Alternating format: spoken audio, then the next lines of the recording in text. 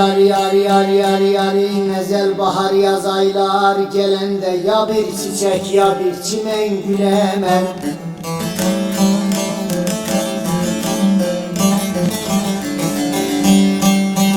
Menezinem gülemen, bülbülemen, gülemen, zalim felek koymadı, yan ağlayan gülemen. Gönlümün bağına bir fidan ektim,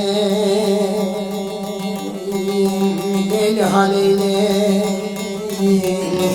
Belə korkuram ki hasret kalan gülemen, adadan.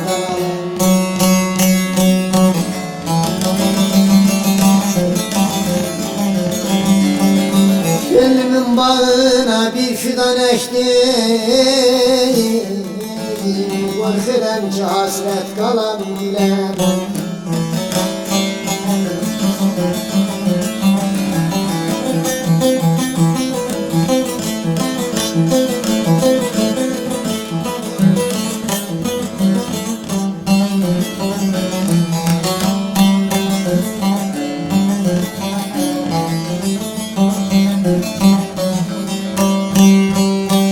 Ben de hasret kaldım belana bağla toprağa taşa.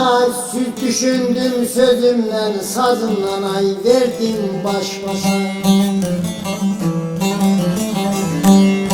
Menezinem baş başa niçin verdim baş başa. Niçin ölçtüm bir biçtim ölüm kalım baş başa.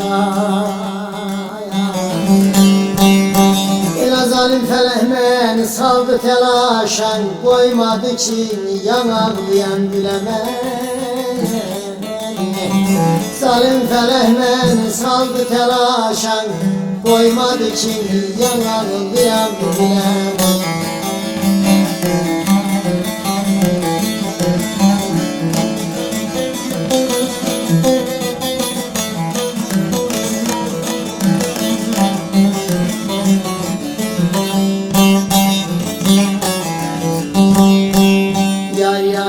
Yar yar yar Mehmet der ki ömrüm der düz geçse.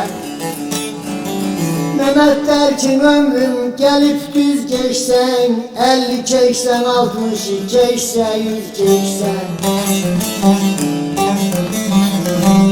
Menezline müz geçsen, ala gözlü geçsen, yemeğine doymak olmaz ayna kabağız geçsen.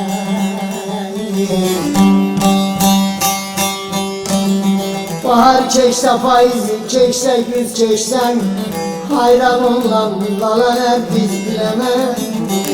Hayran olan lala hep biz bilemem.